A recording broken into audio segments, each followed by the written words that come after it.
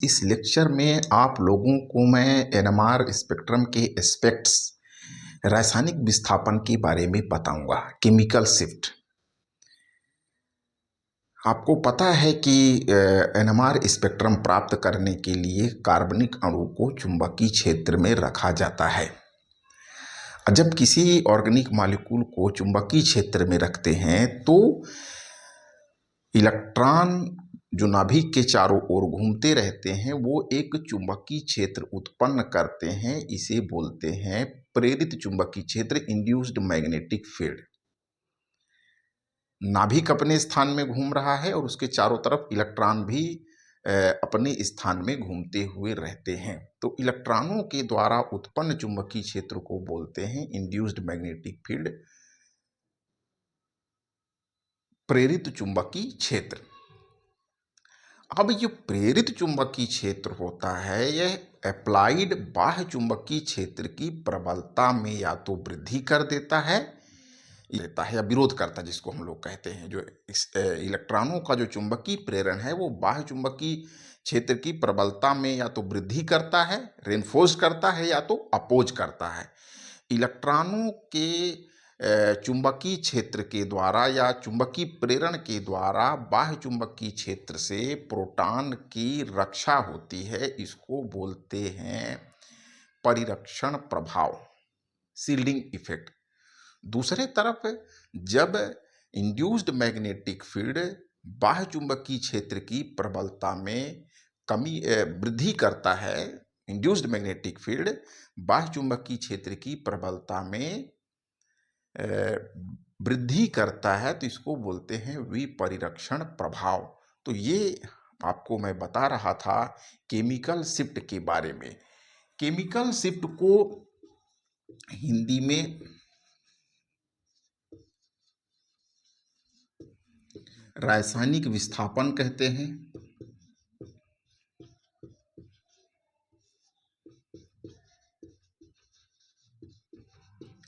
रासायनिक विस्थापन को समझने के लिए मैं इस तरीके से एक डायग्राम बनाया हुआ है। ये आपको जो डॉटेड स्ट्रक्चर दिख रही है सर्कल के अंदर, ये न्यूक्लियस को प्रदर्शित कर रहा है।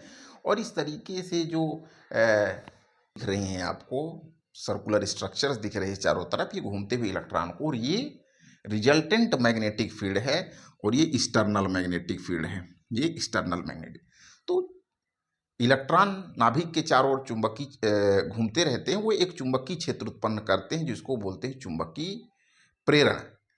अब ये प्रेरित चुंबकीय क्षेत्र इस बाह्य चुंबकीय क्षेत्र के प्रबलता को बढ़ा सकता है, रेनफोर्स कर सकता है, या तो उसको विरोध कर सकता है, अपोज करता है।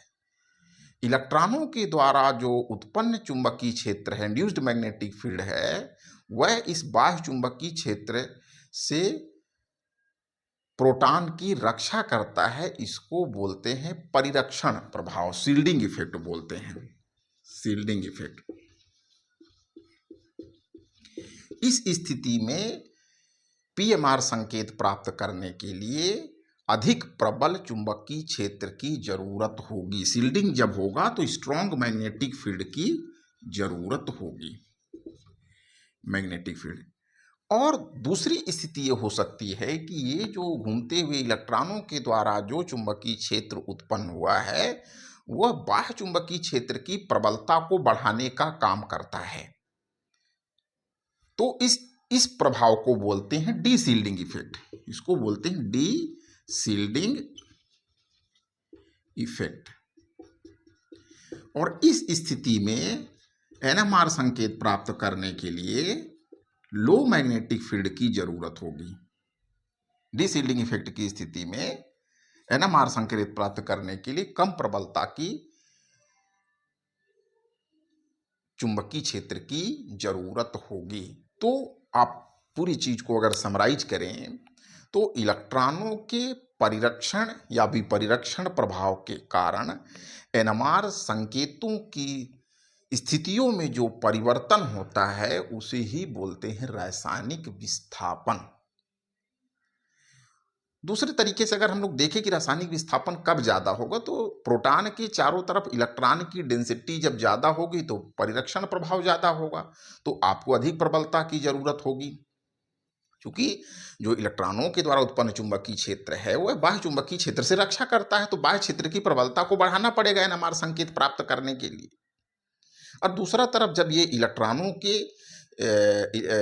द्वारा जो मतलब प्रोटॉन के चारों तरफ जब इलेक्ट्रॉन की डेंसिटी कम होगी, इलेक्ट्रॉनों घनत्व कम होगा, तो उस स्थिति में एनएमआर संकेत प्राप्त करने के लिए कम प्रबलता के क्षेत्र की जरूरत होगी, उसको हम लोग विपरिरक्षण बोलते हैं। तो इलेक्ट्रॉनों के परिरक्षण और विपरिरक्षण के कारण, शील्डिंग और डीशील्डिंग इफेक्ट्स के कारण एनएमआर संकेतों के स्थान में जो परिवर्तन होता है उसे ही बोलते हैं रासायनिक विस्थापन।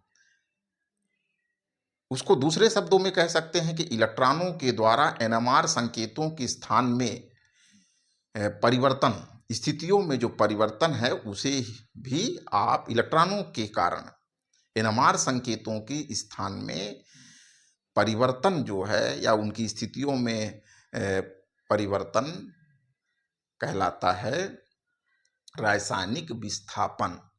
अब इस चीज को मैं थोड़ा सा और आगे ले जाना चाहता हूं। एनएमआर संकेत प्राप्त करने के लिए एक संदर्भ पदार्थ, मानक पदार्थ उपयोग में लाया जाता है। एनएमआर संकेत प्राप्त करने के लिए आपको ऑर्गेनिक कंपाउंड है जो इसके बारे में आप नहीं जानते हैं, उसको एक मानक पदार्थ के साथ, एक स्टैंडर्ड मटेरियल के साथ मिक्स करते हैं और फिर इस मिक्स्ड कंपाउंड को, मिक्स्ड सैंपल को, जिसमें एक के बारे में आप जानते हैं दूसरे के बारे में नहीं जानते, उसको चुंबकीय क्षेत्र में रखते हैं और उसका एनएमआर स्पेक्ट्रम लेते हैं। तो विभिन्न संरचनात्मक स्थितियों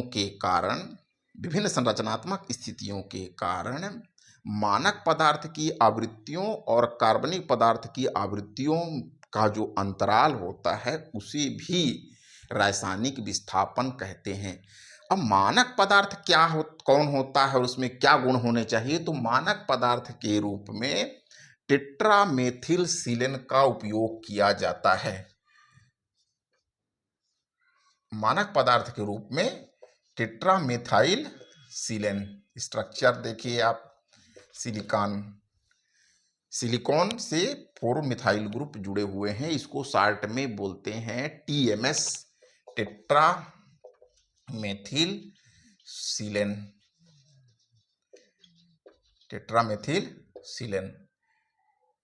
टेट्रामेथाइल सिलेन या टीएमएस। अब इस टीएमएस मानक पदार्थ जिसके रूप में, जिसका हम लोग स्टैंडर्ड मटेरियल है ये, this is standard material to obtain PMR और एनएमआर स्पेक्ट्रम। एनएमआर स्पेक्ट्रम प्राप्त करने के लिए आपको क्या है, जो आपका अननोन कार्बनिक मॉलिक्यूल है, ऑर्गेनिक कंपाउंड्स है, उसे टीएमएस के साथ मिक्स करते हैं, फिर एनएमआर स्पेक्ट्रम। तो एक सिग्नल आपको टीएमएस का मिलेगा, दूसरा जो सिग्नल्स होंगे वो आपके अननोन मटेरियल के साथ होंगे। तो दोनों की जो फ्रीक्वेंसी है, आवृत्तियां हैं, उनमें भी जो अंतर होता है उसे भी कहते हैं रासायनिक विस्थापन। अभी टीएमएस को ही मानक पदार्थ के रूप में उपयोग किया जाता है। इसके कारण क्या है या इनमें क्या गुण होना चाहिए, उस पदार्थ में क्या ऐसी प्रॉपर्टी होना चाहिए जिसके कारण उसे मानक पदार्थ के रूप में उपयोग किया जाता है। तो टेट्रामेथिल सिलेन को मानक पदार्थ के रूप में उपयोग किए, स्टैंडर्ड मटेरियल के रूप में उपयोग किए जाने का कारण क्या है कि इसमें यह क्या है, केमिकली इनर्ट है।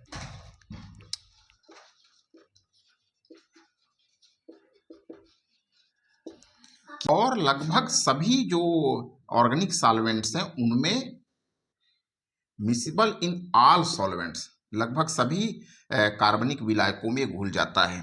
केमिकली इनर्ट, रासायनिक रूप से सक्रिय, और अधिकांश कार्बनिक विलायकों में ये घुल जाता है। दूसरी जो महत्वपूर्ण बात है कि ये वोलेटाइल कंपाउंड है, वोलेटाइल है, वाष्पशील यौगिक है, ये वोलेटाइल कंपाउंड है। तो वोलेटाइल कंपाउंड होने का फायदा क्या है कि इसको आसानी से जो आपका ऑर्गेनिक सैंपल है उसमें से पृथक किया जा सकता है। तीसरा जो महत्वपूर्ण है कि इक्विवेलेंट मैग्नेटिक फील्ड देता है, मैग्नेटिकली इक्विवेलेंट। 12 प्रोटॉन्स हैं लेकिन सबका जो चुंबकीय क्षेत्र है वो एक समान है, तो मैग्नेटिकली इक्विवेलेंट है ये। 12 प्रोटॉन है, लेकिन सभी के सभी क्या हैं, एक जैसे हैं, तो उनका जो पीक्स मिलेगा वो एक ही स्थान पर मिलेगा। और चौथी जो बात कह सकते हैं, जो नोटिस करने वाली बात है, कि जब सैंपल के चुंबकीय क्षेत्र के जो पीक्स मिलेंगे, सैंपल के जो एनएमआर स्पेक्ट्रम के पीक्स होंगे, उनमें और टीएमएस के पीक्स में काफ़ी अंतर होता है। तो टीएमएस का जो पीक है वो सैंपल के पीक से काफ़ी दूर प्राप्त होता है। तो आज हम लोगों ने इस लेक्चर में रासायनिक विस्थापन के बारे में पढ़ा। तो इलेक्ट्रॉनों के परिरक्षण और विपरिरक्षण प्रभाव के कारण एनएमआर संकेतों के स्थान में जो अंतर पाया जाता है उसे ही बोलते हैं रासायनिक विस्थापन। मानक पदार्थ के एनएमआर संकेतों और अज्ञात पदार्थ के संकेतों, एनएमआर संकेतों के बीच में जो अंतराल होता है उसे भी रासायनिक विस्थापन होता है। तो नेक्स्ट लेक्चर्स में हम लोग कुछ और एनएमआर स्पेक्ट्रम से जुड़े हुए एस्पेक्ट्स पे चर्चा करेंगे। थैंक